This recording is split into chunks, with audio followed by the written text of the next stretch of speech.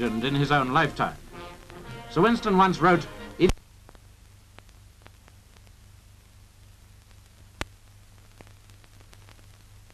and his faith in days of adversity as well as triumph, and whereas his bravery, charity,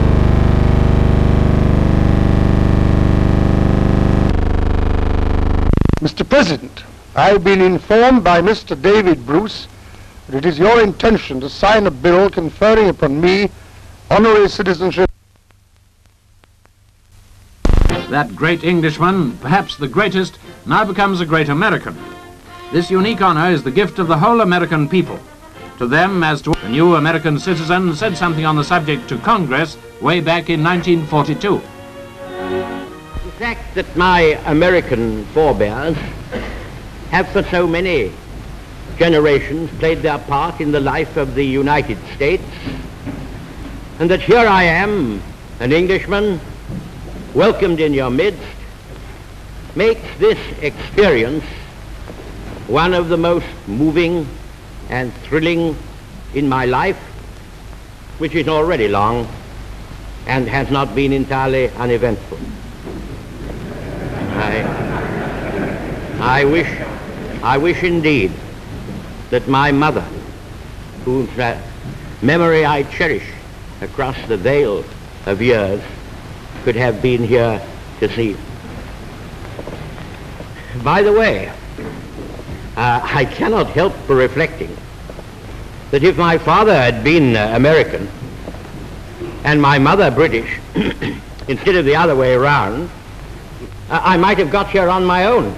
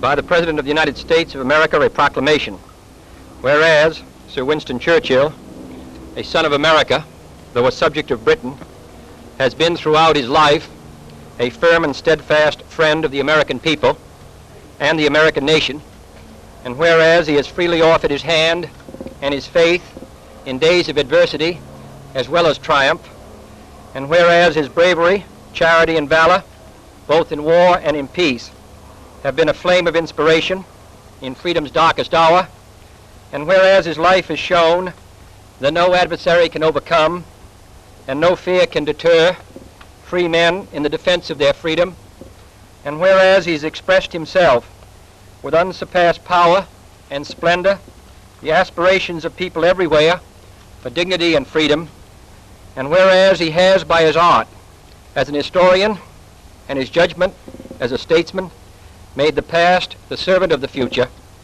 now therefore I, John F. Kennedy, President of the United States of America, under the authority contained in an act of the 88th Congress, do hereby declare Sir Winston Churchill an honorary citizen of the United States of America, in witness whereof I have hereunto set my hand and caused the seal of the United States of America to be affixed, done at the city of Washington this 9th day of April in the year of our Lord 1963, and of the independence of the United States of America the 187th.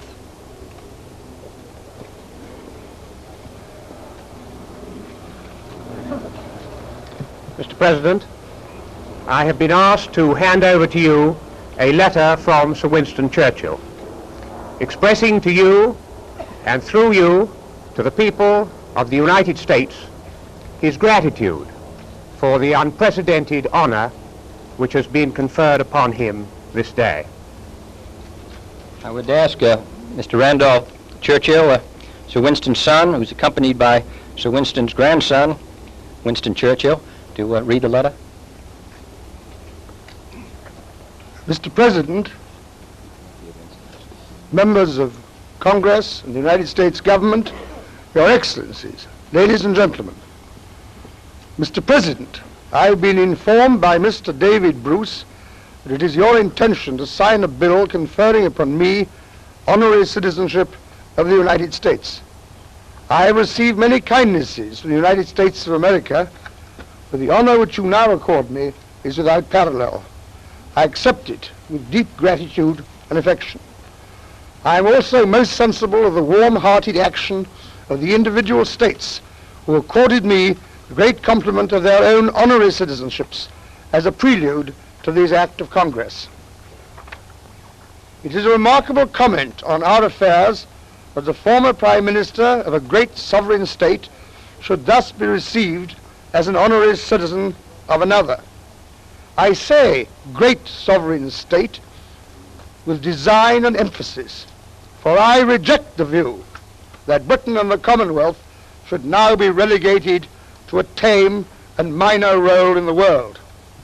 Our past is the key to our future, which I firmly trust and believe will be no less fertile and glorious. Let no man underrate our energies, our potentialities, and our abiding power for good. I am, as you know, half American by blood, and the story of my association with that mighty and benevolent nation goes back nearly 90 years to the day of my father's marriage. In this century of storm and tragedy, I contemplate with high satisfaction the constant factor of the interwoven and upward progress of our peoples. Our comradeship and our brotherhood in war were unexampled. We stood together, and because of that fact, the free world now stands. Nor is our partnership any exclusive nature. The Atlantic community is a dream that can well be fulfilled to the detriment of none and to the enduring benefit and honor of the great democracies. Mr. President, your action illuminates the theme of unity